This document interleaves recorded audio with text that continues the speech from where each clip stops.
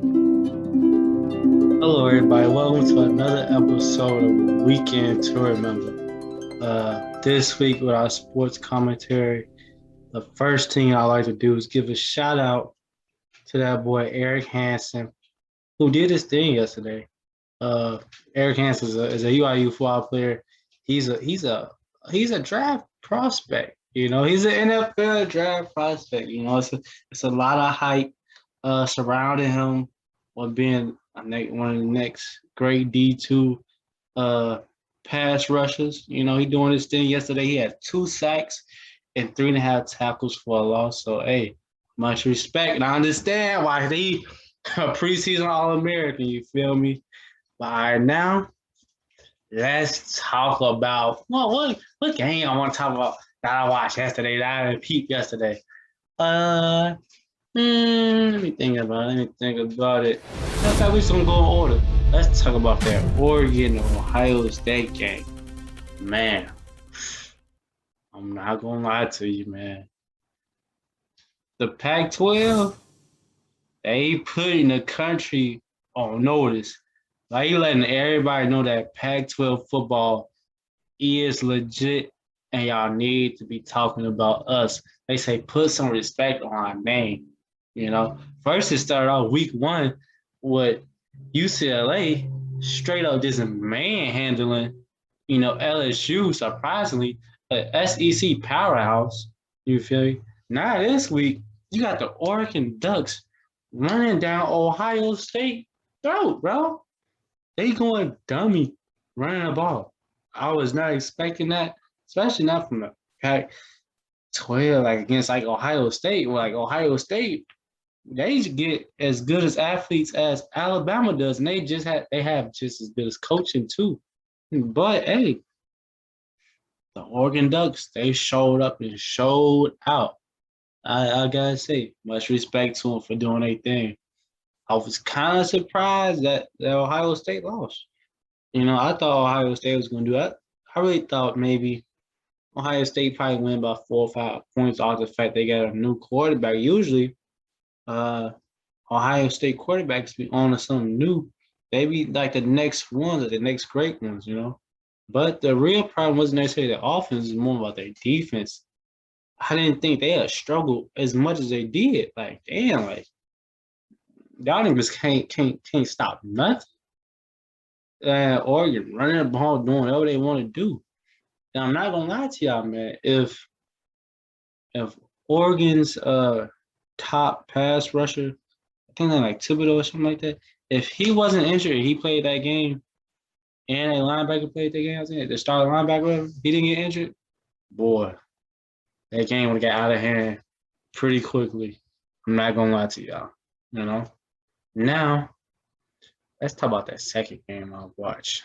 Let's talk about that Iowa versus Iowa State football game, man. I must say, I was really like expecting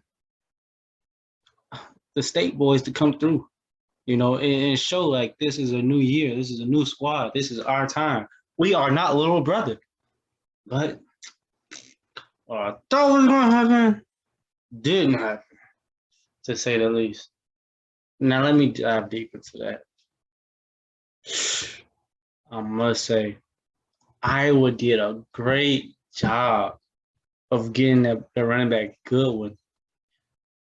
Like they did a great job of just finding different ways and creative ways to give him the ball. Whether that's him line up in the backfield, line up at slot, line up as a quarterback, running a wildcat, this and that. And then he was doing his thing, going dummy. And I thought he was gonna have a good game. I knew it was gonna be competitive. Like, oh my gosh. I wasn't expecting that creativity from Iowa.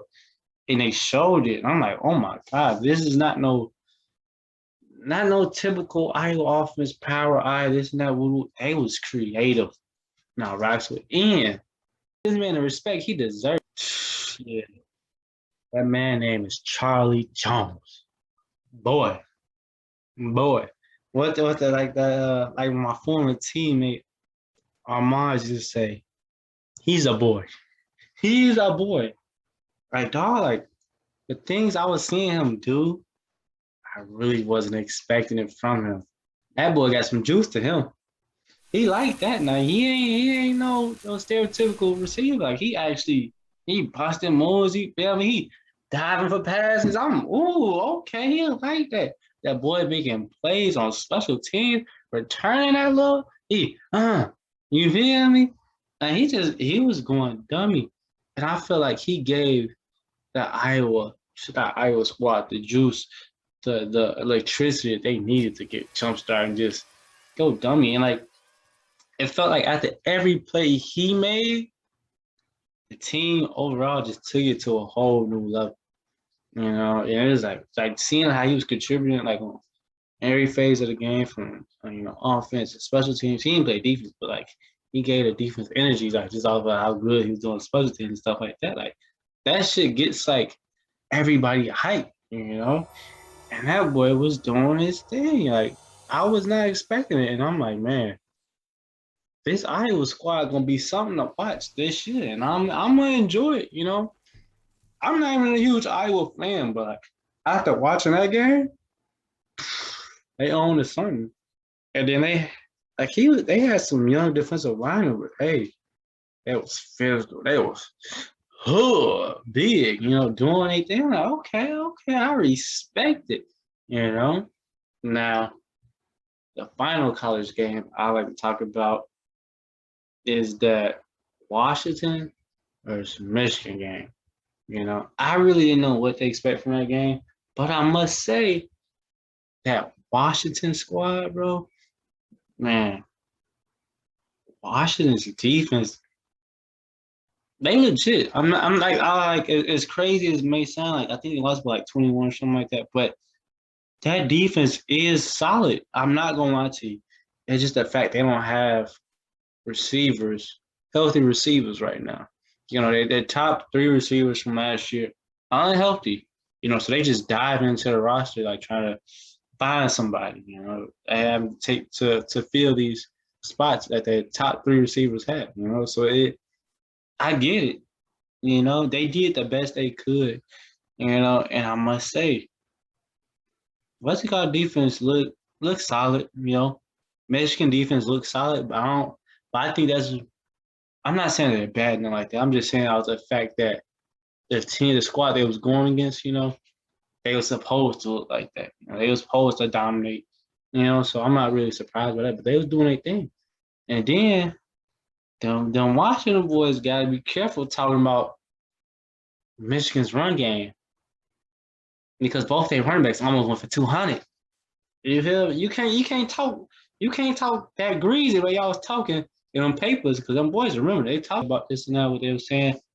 Oh, they brought it up. They didn't forget now. So man, our boys gotta be careful. Can't be saying any bulletin board material.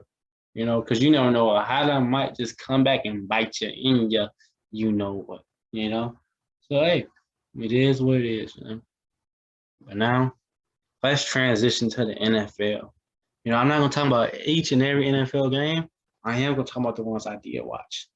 Uh, let's start off with the Buffalo Bills versus Steelers. Man, that game was kind of crazy. It wasn't like insane crazy, but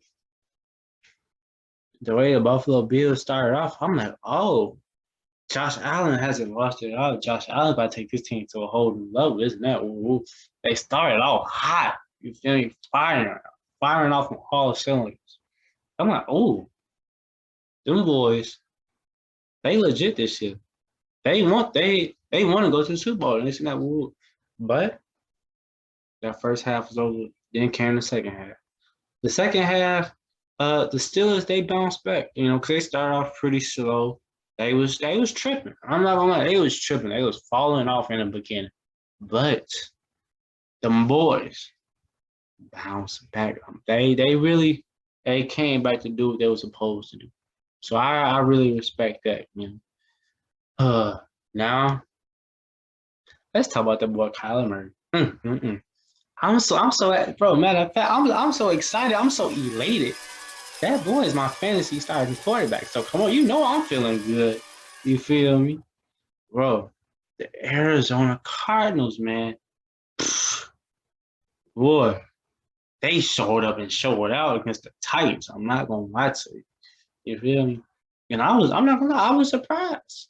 You know, the Cardinals was dominating so much. This boy Chandler Jones had 5 sacks. Well, and that's just, he had 5 sacks going into the fourth quarter. What? Who? Wait. What? And for everyone that says that Jones name sounds very familiar, it is familiar. The reason is because his brother is John Jones. You know, the UFC GOAT. You know, boy, Chandler Jones was having himself a day, showing up and showing out, showing that he is who he think he is. You feel me? He still got it. He did not lose the juice at all. He said he's still with all of it. He's still a dog. So hey, he put some people on notice. He's still like that, man. So I gotta say, man, hats off to the dominating performance that he put on display. You know, the other thing I talk about that DeAndre Hopkins and that Kyler Murray connection. Them boys left off where they start off from where they left off at last year. Come on now. They was rolling last year. They came back this game, started doing the same thing. You know. Now again, let's transition to another game. The next game I want to talk about that 49ers Lions game. Oh my gosh. The Lions was getting their booties ran. They was getting ran through. You feel me? They was getting ran through. You know, they was down by 20 with 2 minutes to spare in the fourth quarter. But I'm not gonna lie, they fought and came back to make it competitive. And it was like, for them to do that, hey, my hats go off to you. Because they could have easily just said, man, forget it. We here next week, could just, hey, fuck it, they got it. They gonna win. The 49ers gonna win this game anyway, fuck it. We lost this and that. Hey, but no. They kept fighting, so hey, much respect. Even though their coach is kind of cuckoo. He's kind of cuckoo. Kind of crazy. Yeah, boy.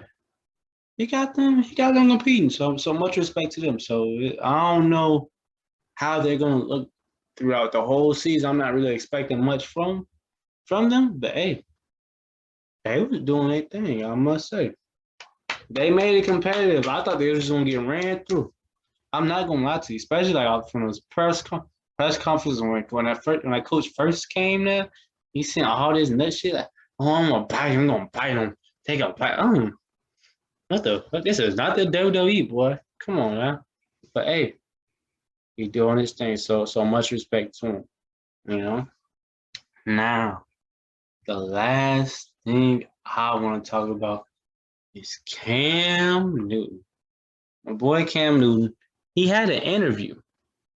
My boy Cam Newton had an interview last week he did with his father on his show Funky Fridays on YouTube channel, whatever. And he was talking about how he got released and like how it went down and this and that.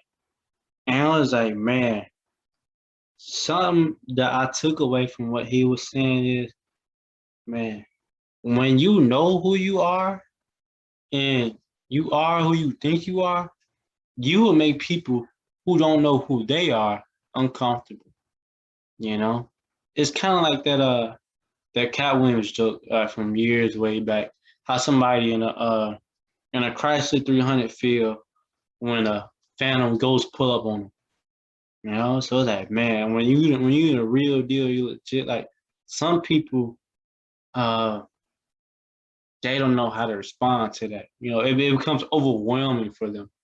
You know, I think they don't know how to embrace it and this and that. But hey, much respect to Cam, and I'm looking forward to seeing what he does when he comes back. You know, when he comes back, I don't know what team is going to sign him, but I think somebody should sign him. And I believe, like he said, I really believe there's not 32 NFL quarterbacks that's better than him. Not 32. Maybe 10, maybe 12, if that. But 32, no. So it's gonna be interesting to see like what team picks him up and what he gonna do once he get picked up. Hey man, that's it from this episode of A Weekend to Remember. I hope you guys enjoyed my commentary. Uh, uh Thank you, man. Me and my boy Justin like say thank you for all the views uh from my latest video. With our interview with Cody. Uh, it was a great one. He's a great guy. He's a cool guy. And if you guys haven't listened to that video yet, you haven't listened to the combo we had on yet, go ahead, go do that. If you haven't listened to or watched the latest episode, checking in with Brando, go do that. You know, go leave some comments. Go share with some friends, share with some people that you think will enjoy it. And that's it from this episode. But just know there's more to come. That's how I'm ending it.